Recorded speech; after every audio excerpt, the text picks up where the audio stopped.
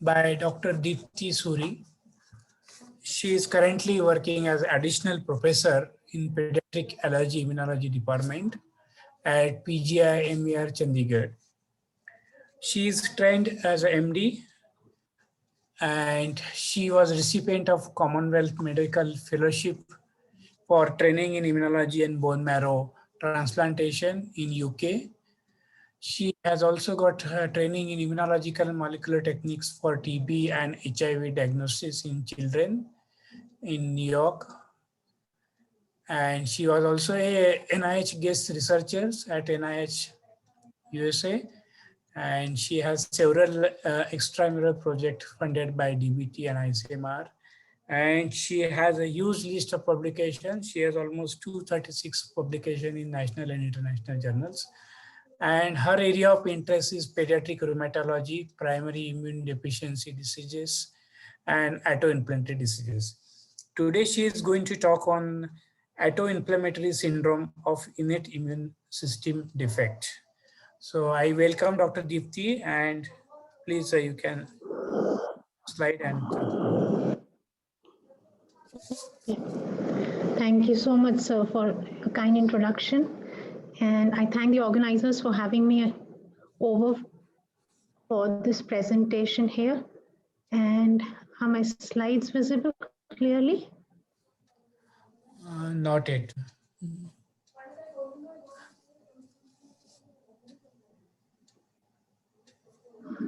Can you see them now? Yeah. So after my work is much easier after Dr. Himanshu and Dr. Geeta's talk, who've talked about neutrophils in detail. And today what I am intending to do is take you across the presentations in clinical profile, how these disorders of innate immune system can result in diseases and immune dysregulation. So autoinflammatory syndromes, the talk would be divided basically under history and concept. I'll give you a brief overview of how classification of these autoinflammatory disorders is made. And the clinical clues in recognizing these disorders, the treatment strategies, and what has been our experience with autoinflammatory disorders. So these are obviously new group of disorders, which I and you probably did not learn during our MBBS and MD training. But the concept of autoinflammatory disorders was given by Dr. Dan Kastner and McDermott from NIH. Dr. Dan Kastner actually decided to coin the term autoinflammatory disorders when their team discovered the tumor necrosis factor receptor associated periodic syndrome called TRAPS in 1999. He clubbed it because of the clinical similarity to FMF, which was the most prevalent periodic fever syndromes and had already identified genetic basis for it in 1997. So he clubbed these two disorders and published it under an umbrella of autoinflammatory syndromes. He also recognized the fact that these were dysregulation of immune system. That means neutrophils were the primary effector cells. They were monogenic, that means they had some genetic basis, and they were characterized by exuberant inflammation, spontaneous in onset, with no evidence of infection. And we've been talking about the sterile inflammation from Dr. Himanshu's talk. So there was no evidence of infection. There was no evidence of autoimmunity or specific T-cell mediated inflammation, which are characteristics of adaptive immunity. And there was no evidence of allergies. So both these disorders were characterized by periodic fevers, rash, serositis, arthralgia, arthritis, and myalgia. So subsequently, in 2001, CAPS was Hall Hoffman identified cryopyrin-associated periodic fever syndromes because of mutations in the NLRP3 inflammasomes. And subsequently, year by year, new syndromes started getting recognized. Now, Today, this field is the most fascinating field with more rapidly expanding areas with new conditions being described almost every year. And currently more than 46 syndromes are described. And essentially this revolution has happened because of availability of genetic techniques and reduction in the cost of genomic sequencing. Today, West is trying to balance between the overdiagnosis and overtreatment of these disorders, while in India, I think we are still struggling with underdiagnosis and undertreatment of these disorders. But why is it important to know about autoinflammatory syndromes? It is important to know about these syndromes because early recognition can avoid unnecessary drugs and surgeries. It can prevent long-term complications which can occur because of exuberant inflammation in the form of amyloidosis. Because my molecular diagnosis is available, you can help the families in prenatal diagnosis.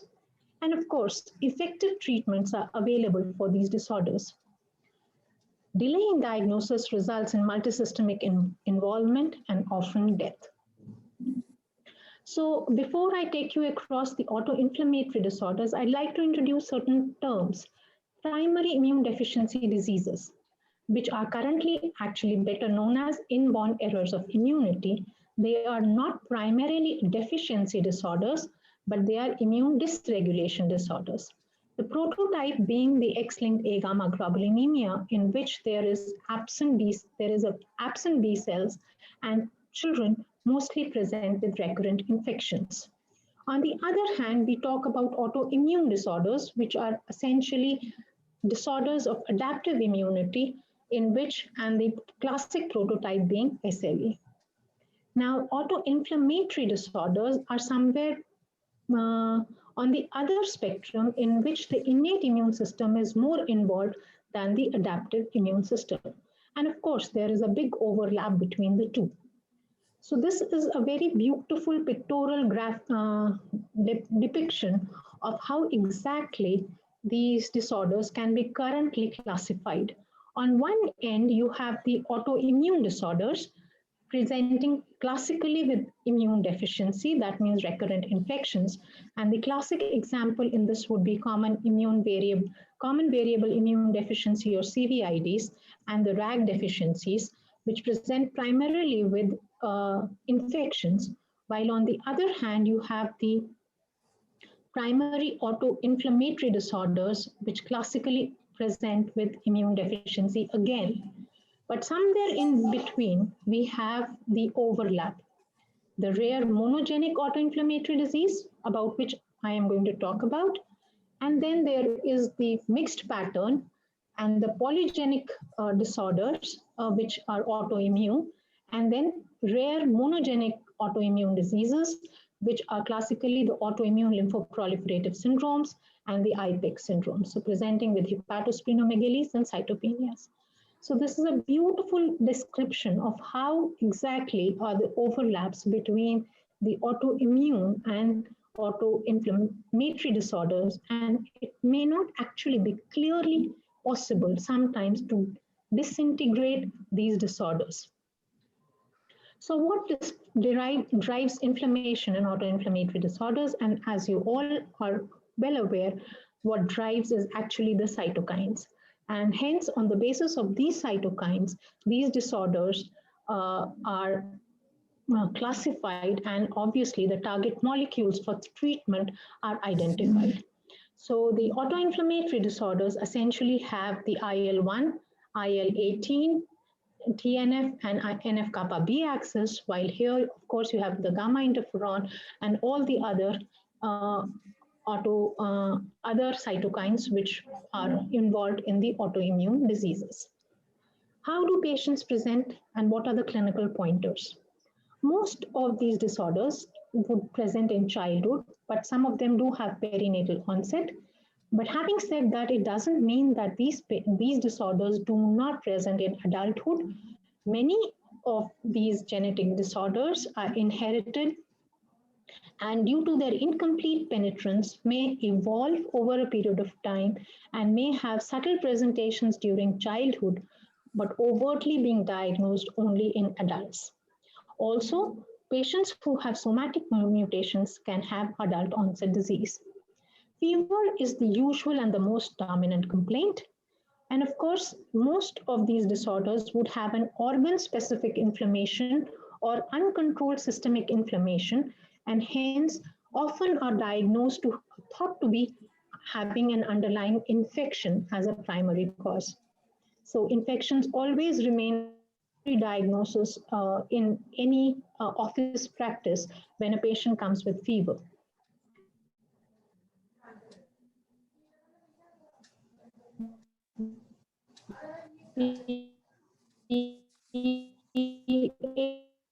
Areas involved could be skin, joint, serosal. Neutrophils are the effector cells. So if you kind of do biopsies, either the GI or the skin or the synovial fluid, you will essentially find neutrophil predominance, and a classic example being the neutrophilic dermatosis. So aseptic inflammation, neutrophilic inflammation, multisystemic disease with fever, with or without genetics in the background, is the classical clinical pointer towards these autoinflammatory diseases. So there is a marked overlap of symptoms in the form of fever, rash, arthritis, bone lesions, and vasculitis. However, in clinical practice, what you actually find is that all these patients have marked inflammation in the form of high ESR, CRP, and serum amyloid protein. So if we have to divide these patients, we can actually classify them according to the symptomatology as fevers, fever with rash, predominant rash as a presentation, predominant pus formation. You can have the bone disease or the granulomatous diseases. So don't get upset by the names here, because these acronyms are plentiful in autoinflammatory diseases, but I'll go one by one with some illustrative cases so that such names become more familiar. So how are these autoinflammatory diseases classified? So they can actually be classified according to the way the basic scientists would actually love. That is inflammasomopathies, that are disorders in which there is IL-1 beta activation presenting with fever, rash, serositis. They could be NF-kappa B activation disorders or the disorders of ubiquitination, the Blau syndrome, arthritis, dermatitis, uveitis. We can have type 1 interferonopathies in which interferons are the driving signals. These are the disorders in which patients would present predominantly as vasculitis with a lot of vasculopathy, gangrene, neurological manifestations, and rash. And of course, you have the IL-1 signaling defect, especially with skin disease. Then we have the complementopathies and the unclassified cytokine disorder.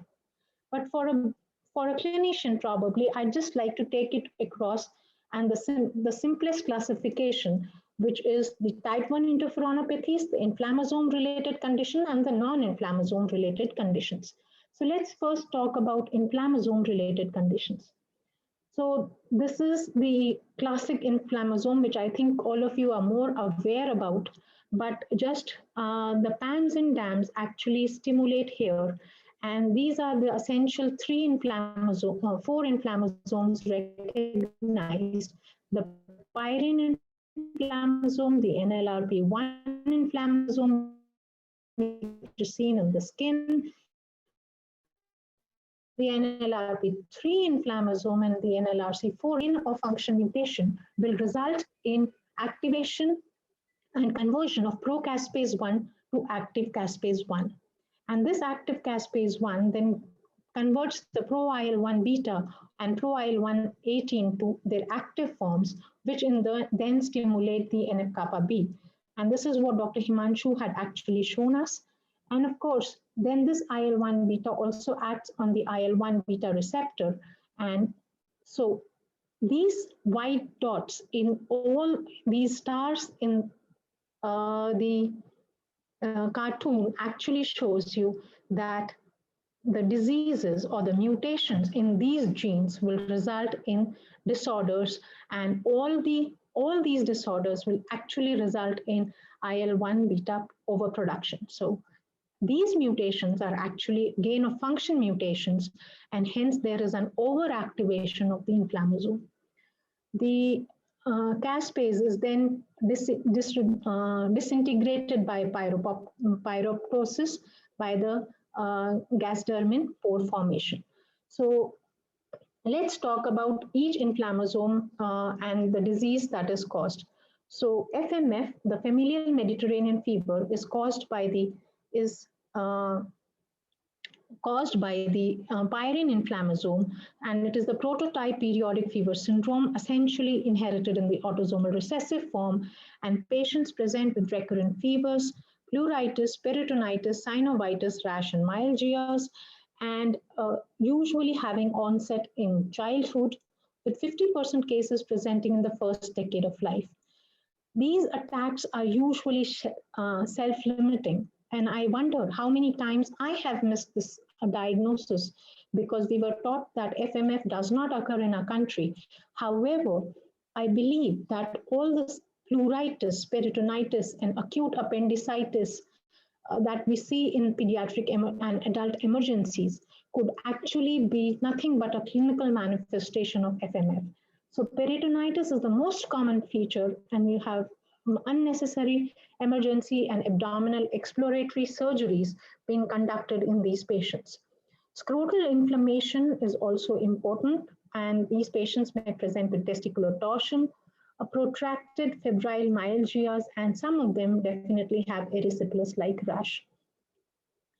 So relentless inflammation in these patients can result in AA amyloidosis, and a drug which can be effectively used sometimes, even used as a diagnostic modality, is colchicine. And as we were just talking, this colchicine actually stabilizes even the netosis and suppresses the pyrene inflammasome, thereby very effective in patients with FMF.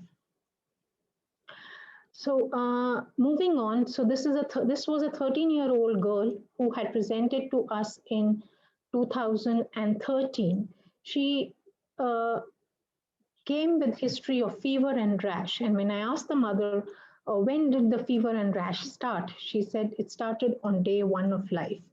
She was diagnosed to have systemic onset JIA because of fever and rash and joint pains in 2004. But despite methotrexate, corticosteroids, and a lot of other therapies, she was progressively worsening and had developed this kind of bone abnormality. This bone deformity in the form of prominent patellae is seen in this child, and on radiology showing epiphyseal dysgenesis with history of fever and rash from day 1 of life made me suspect what is called as neonatal onset multi-system inflammatory disease. She was short, and if you see carefully, you can appreciate the saddle nose that the child also had eyebrows, which suggest nomad. And this child was then found to have mutation in the NLRP3 on thalidomide. Things improved with her, the form that she continues to have occasional arthritis. Subsequently, we identified 2 more children who had the classic phenotype of NOMID in the form of recurrent deforming arthritis, recurrent fevers, rash, sensory neural hearing loss, and hydrocephalus. Both these children have also passed away, and the treatment offered to them was thalidomide, methotrexate, and prednisone for whatever it was worth. So This is the child with NOMID. She continues to have these deformities and she's short. So treatment of these patients actually is in the form of IL-1 block with anakinra, canakinumab, or rilonacept. However, since we do not have these drugs at present, they have to be procured on a named patient basis, which we have been able to do subsequently for our other patients now. However, was not possible in 2014. These children have to be continued on corticosteroid therapy.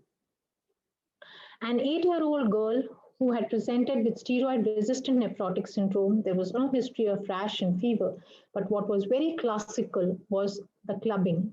So clubbing in a child with nephrotic syndrome made us go ahead and do a kidney biopsy, and the kidney biopsy again revealed amyloidosis, and again this child was identified to have a mutation in NLRP3. And she was diagnosed to have CAPS. So CAPS is pyrine-associated periodic fever syndromes.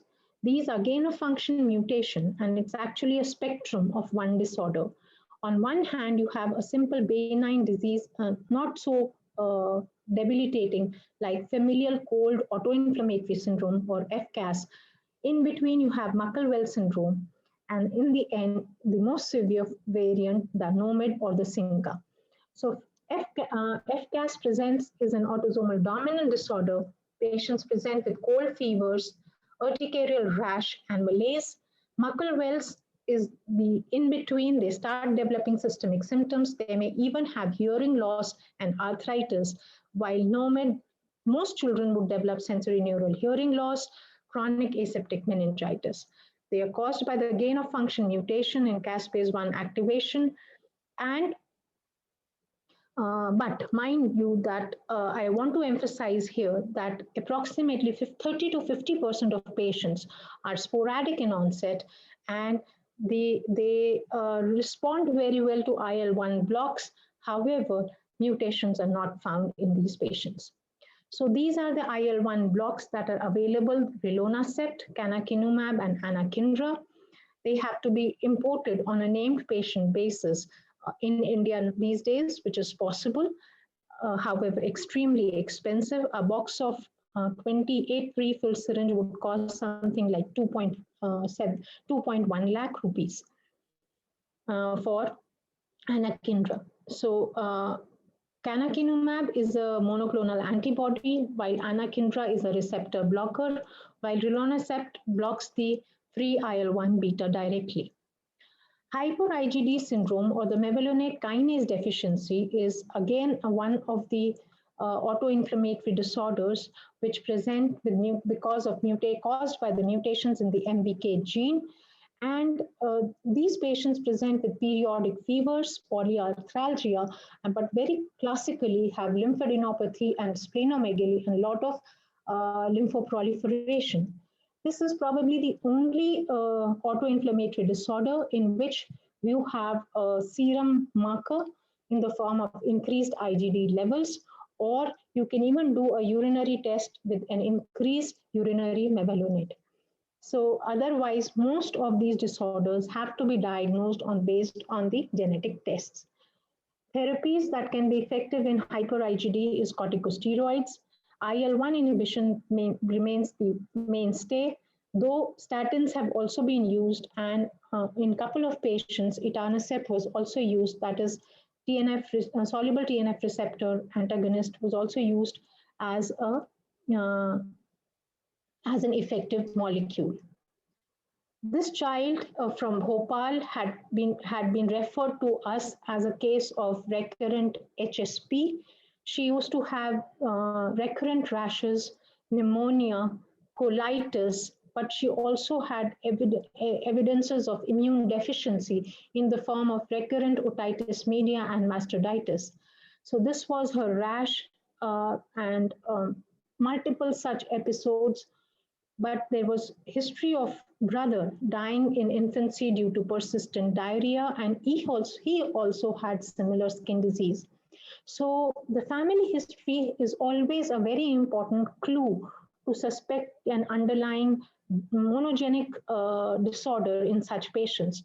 And this child also had anemia, thrombocytopenia, elevated ESR, CRP, hypergammaglobulinemia, and interstitial pneumonitis.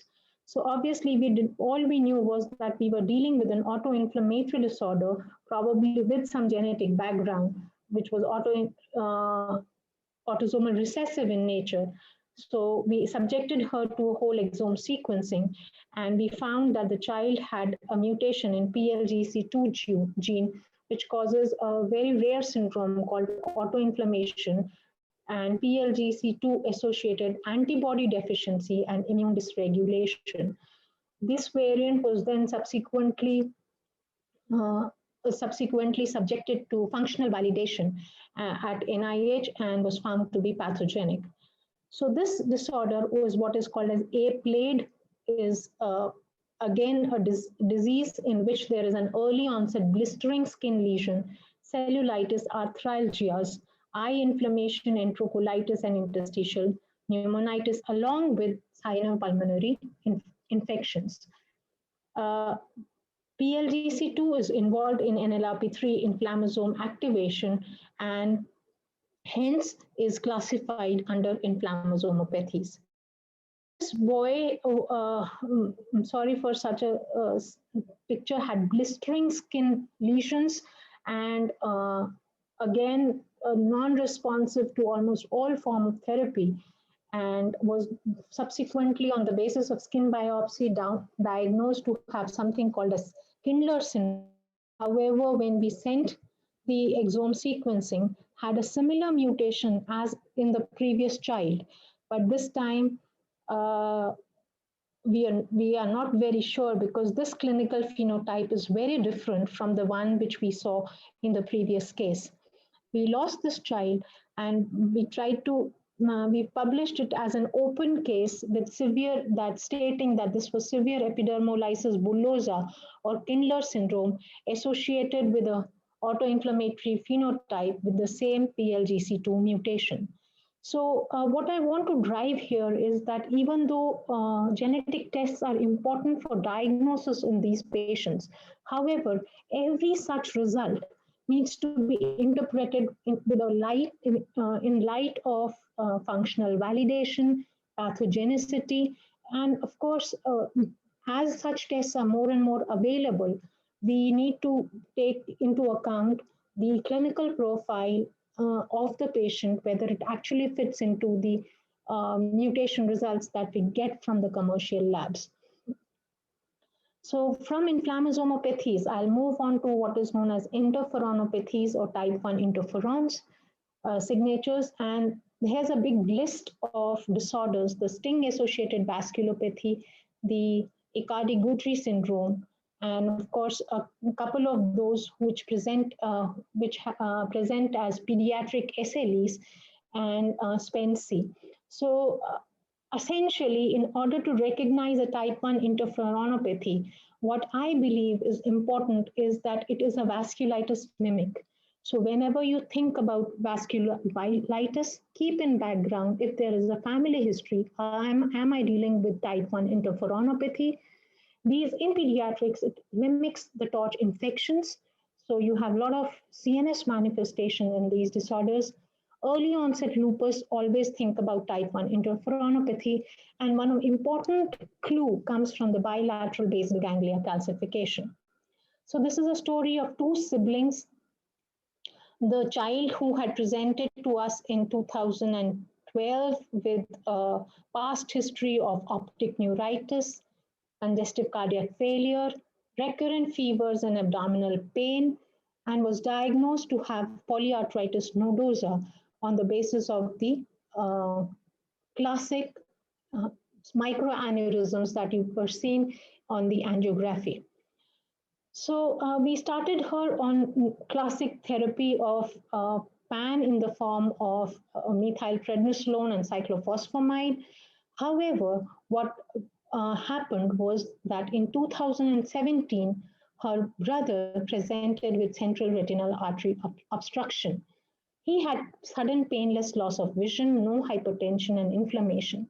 So now we were dealing with PAN with two children in the same family. Again, genetics being involved, and hence we suspected what was thought to be a deficiency of ADA2, a type 1 interferonopathy, and we sent the ADA levels to Dr. Michael Hirschfield in Duke's University, and both the children have very low ADA levels, and subsequently a mutation in CECR1 gene was identified.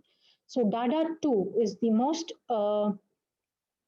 discussed disease in current scenario in the rheumatology forums.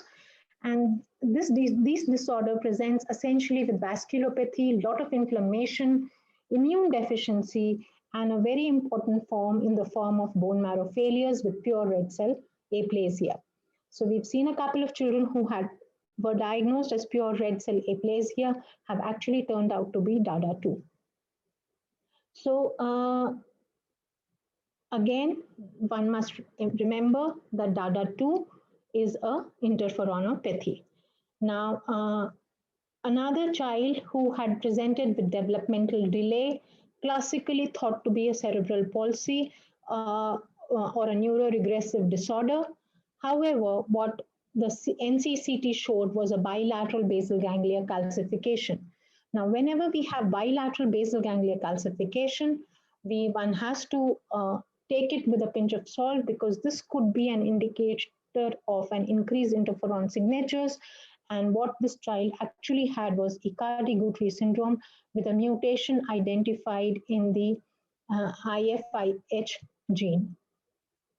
So another child which Dr. Swati Kanika has actually shared for our paper, in which the child had presented with immune thrombocytopenic purpura with short stature and seizures, actually had skeletal dysplasias with spondyloepiphyseal chondrodysplasia and basal ganglia calcification. And was diagnosed to have SPEND-C, spondyloenchondroplasia with immune dysregulation. Important interferonopathy is what is called a SAVI, or sting-associated vasculopathy. And if you remember Dr. Himanshu's earliest slide, he showed us and he emphasized the importance of sting. So whenever the sting is involved, it can result in a lot of clinical presentation in the form of deforming arthritis, interstitial lung disease, and gangrene, digital gangrene. So digital gangrene in patients with mimicking vasculitis again. So gangrene in interstitial lung disease and arthritis, think of underlying SAVI. I'll move on to non-inflammasome related conditions, and the list is actually too long, but I'll take up a couple of representative cases. And one of the important one is the TRAPS. TRAPS, as you know, was the first among the first autoinflammatory syndromes to be described. And this girl had presented to us with she was a 4-year-old child who was symptomatic since early infancy with diffuse abdominal pain, rash, multiple hospitalizations. What she also described was this periorbital puffiness, and multiple urinaries were performed thinking that it was a renal mediated disease which presents with periorbital puffiness. But what was very striking was the fact that she had marked polymorphonuclear leukocytosis with thrombocytosis and ESRs in the range of 100 and 120. Interestingly, the father was also diagnosed to have acute rheumatic fever. He used to have migratory episodes of soft tissue swellings, myalgias, arthralgias with high CRP and ESR. And he's a lab technician, and he knows that when he has this relapse, he has to self-medicate with 10 milligram of prednisolone to feel better.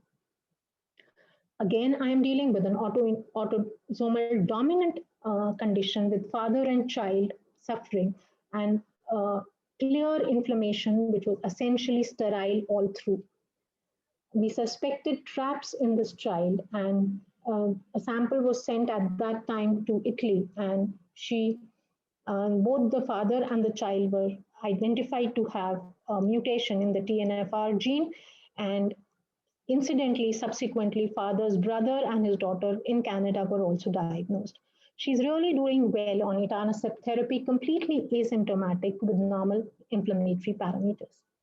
So what is TRAPS? TRAPS actually, though was amongst the earliest autoinflammatory disorder, however, they have not been able to elucidate the pathogenesis very clearly. And recently, it is considered to be a protein misfolding disorder in which the tumor necrosis factor receptor actually gets retained in the endoplasmic reticulum, thereby it gets collected in the cytosol, resulting in a lot of inflammation and NF-kappa B activation, though it was supposed to actually go up to the cell membrane where the receptor shedding occurs. So because of absence, retention of these receptors in the endoplasmic reticulum, and there is a lack of surface expression, there is unrelentless inflammation, which is seen in patients with TRAPS. How corticosteroids obviously are useful. Some patients were initially managed with etanercept, that is soluble TNF receptors. However, they are known to develop breakthrough symptoms, and what has recently been recommended is again the anti-IL-1 therapy.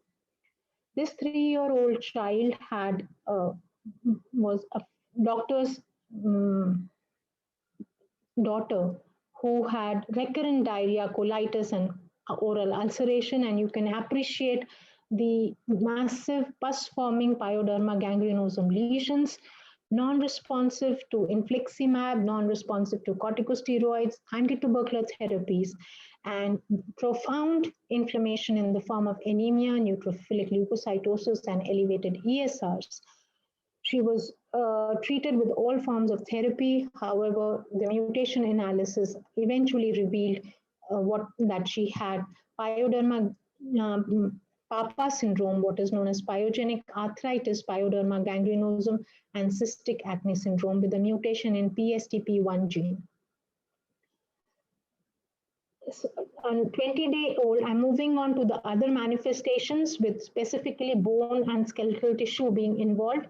So this 20-day-old baby had come to us with reduced movement and pain, and almost all the X-rays in the body showed lytic lesions, multiple lytic lesions everywhere in the body, sternoclavicular joint involvement, acromial involvement, and the bone scan revealed increased uptake in multiple joints, hip, shoulder, sternoclavicular joints, costochondral junction, elbows. So she underwent a bone biopsy to culture an organism. However, it was sterile, and again, sterile inflammation in a small baby. We were thinking of underlying inflammatory disorder. So I wrote to Dr. Raffaella in NIH, and she said if infectious osteomyelitis has been ruled out, this is quite consistent with DIRA, and this family was then identified to have deficiency of IL-1 receptor antagonist, what is called as DIRA, and both the parents were actually homozygous. They were non-consanguineous marriage. However, in India, even if you don't find history of consanguinity, because of prolonged inbred families and inbreeding, we may sometimes have more increased propensity of genetic disorders. So both the parents had this were carriers for this large deletion in chromosome number 2. So she received anakinra from NIH and is at 5 years follow-up, really doing very well, absolutely normal child.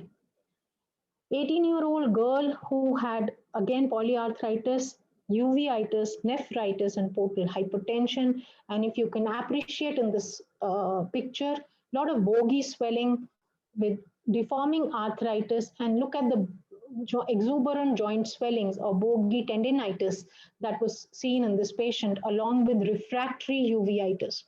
So what we did in this child was we did a liver and kidney biopsy, and we found that she had multiple granulomas formation in the and tubulointerstitial nephritis, making a final diagnosis of Blount syndrome with mutations in the NOD2 gene.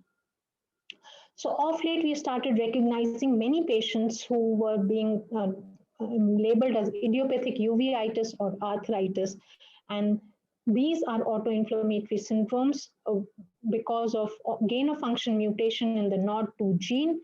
Children present with early childhood, during early childhood with deforming arthritis, tendinitis, dermatitis, and uveitis.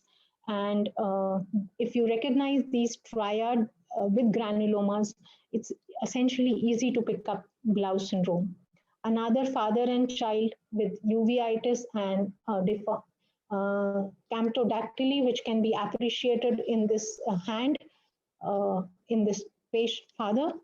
And the father was subsequently diagnosed after the son presented to us.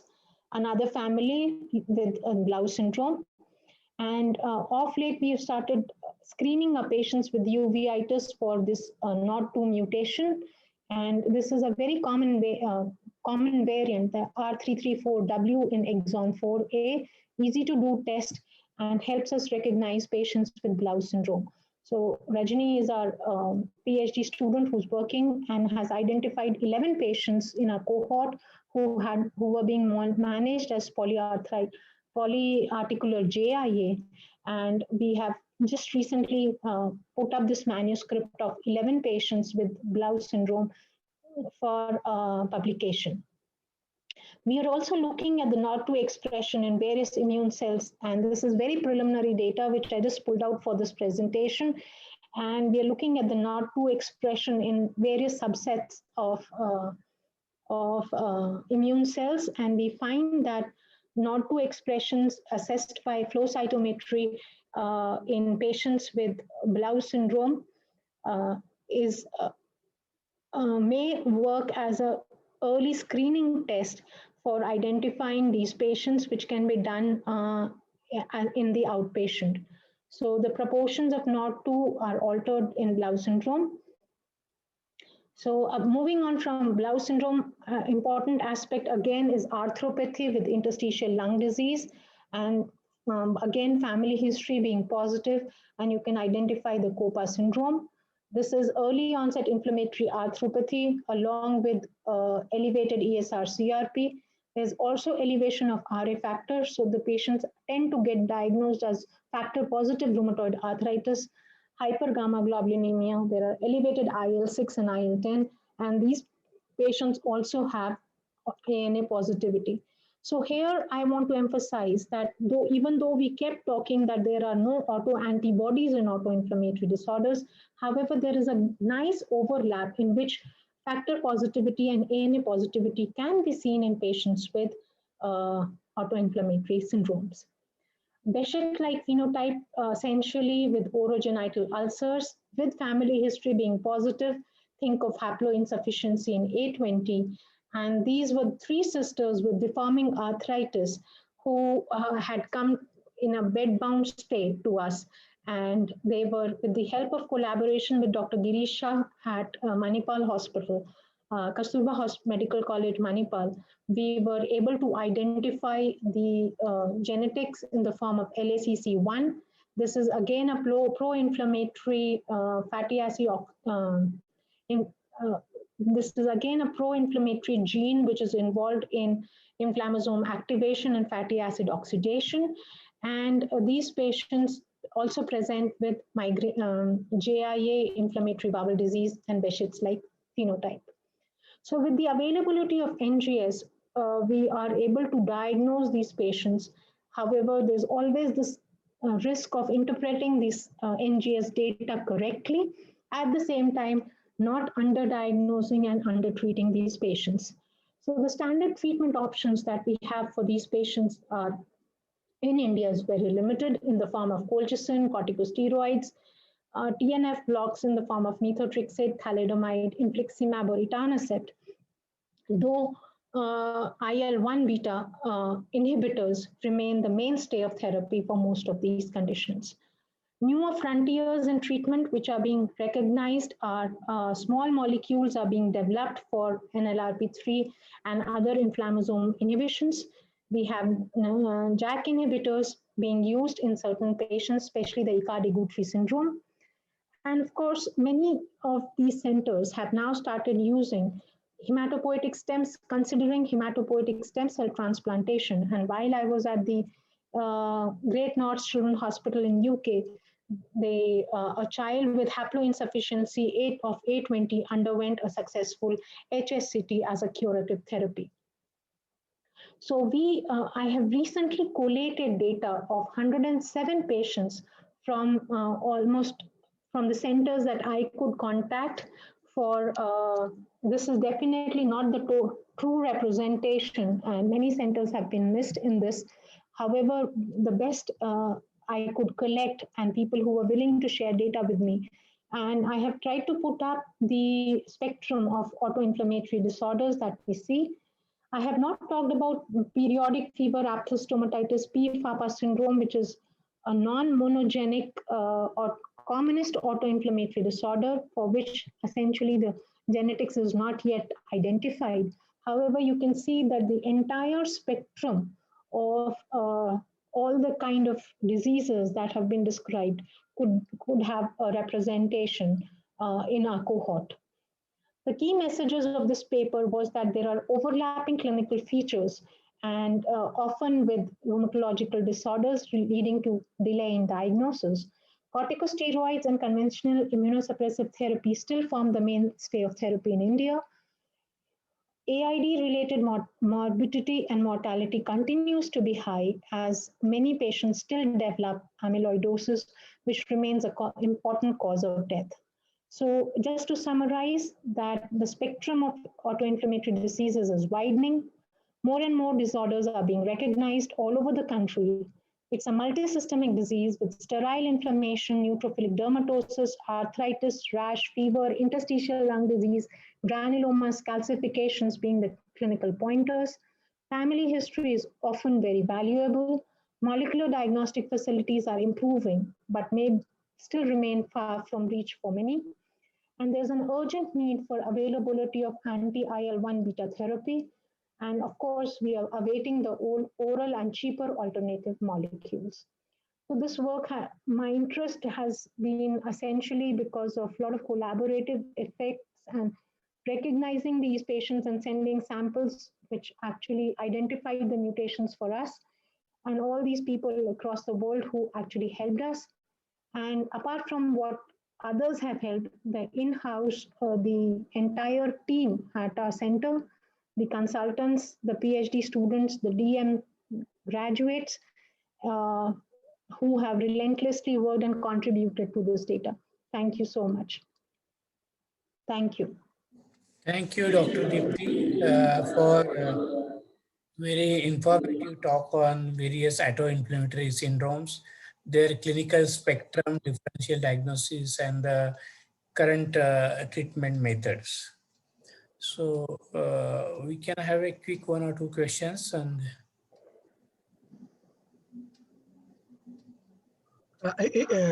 thank Deepti Suri for a real wonderful lecture. I mean, I think it has really opened up the plethora of autoinflammatory syndromes possibilities. I mean, either two, we always used to consider that innate immune is something which is taken granted. I think we are slowly realizing that it's not the case. So in your experience, what are all the other possibilities that we can think of working up with reference to these autoinflammatory syndromes? In terms, I'm really, actually, it's very, sorry, go ahead, sir. In terms of early identifications and any other parameters we can really work. So as I've tried to highlight certain points, but I think the most important thing is the eye sees what the mind knows. So only if you actually suspect these disorders and you recognize that, okay, such things do exist, that it helps. Unfortunately, we don't have much correlation with the serum cytokine levels, which I believe they are being done abroad as cytokine signatures, which help you in identifying these disorders. But uh, most of the clinicians would end up just doing ESR, CRP, and looking at the inflammation. So recurrent episodes of such illnesses, uh, if you are unable to fit into a particular pattern, and of course, if you have a family history, I think these are the most important clues in picking up autoinflammatory disorders. And of course, we just have to rely on the commercial NGS to help us identify these disorders. Thank you. So exome sequencing is what we have to actually resort to. I just got one question. In the BLOS syndrome, which biologics you choose? So, sir, essentially, it's a very difficult to treat disease, absolutely blinding. But we've had success with early introduction of adalimumab. Yeah, I have also treated with adalimumab one patient. Yeah. Did well respond. So they don't respond very well to methotrexate. Yes. They do not. So the earlier you diagnose them and put them on adalimumab, I think that actually makes a difference to control of inflammation. But none of our patients can continue it for a very long time because of the expense involved. But it definitely helps in controlling the inflammation. Okay, thank you. It's a wonderful lecture. Thank you, sir. Dr. Dipti, do you have a networking program with other hospitals in India to make the registry that how many patients are there of particular diseases that Yes. Yes, sir. identifying the molecular? ICMR has launched a registry for immune deficiency disorders or the rare disorders. And we are part of that registry, the central registry. NIH Mumbai and other couple of other centers are also involved. But I think largely this registry is restricted to big centers. I am aware of many individual rheumatologists who have these patients, but the information from such individual rheumatologists are not getting captured under these registries. Yeah, because there could be mutation in different genes. Yes. And if you get, so suppose 200 patients in all over India, so you can do the correct molecular characterization and etiological. Exactly. Sir, I have started this collaboration with with people in South and Dr. Anand, and I've realized that the R334 mutation is common in our patients, but many of his patients are not showing the R334 mutation. So obviously this regional differences are going to be an important and more collaborative effect, research is needed for really knowing these patients. Yeah, thank you. Wonderful talk. Thank you. Thank you so much, sir. So if there are no questions, we can. Yeah. Thank you. Close to the, I mean, it was really a wonderful session. I think all the three speakers have really touched on to the topics in depth.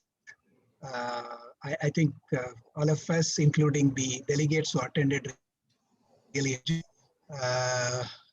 Dr. Biswas, to conclude.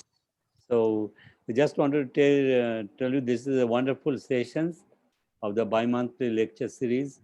And tomorrow we have got the second part, Sunday at 10:30, no? 10:30, sir, yes. 10:30. 10:30 we will be having a session, and that time we will be talking about the macrophages, NK cells, and then role of innate immune system and maintenance of inflammation in autoimmune diseases, drug targets. That would be also interesting. I think those who have logged in today, we expect you to invite you to log in tomorrow also. Wonderful lecture, wonderful this session. I learned a lot. Dr. Vasant, what is the count on numbers of people attending? Doctor, 1 second. It is I think login. you are still Log- on. You are Huh? still you are still live. Yeah, you are still live. Sir. Thank you. I think we can close the line. Present. The moment you tell end it, I'll end it, sir. Please end it. Please Okay, send it. thank you. I'll send you the data later on, sir. It has Okay. crossed 120. I had not seen the latest one. There was one question I posted in the chat box. I think the speaker left. I think we will send the answer to them over the email. Right. Yeah. Thank you, Doctor. Good night, everybody. Thank Good you. night. Good night. Please take care of yourself. Thank you. Good night. Thank you.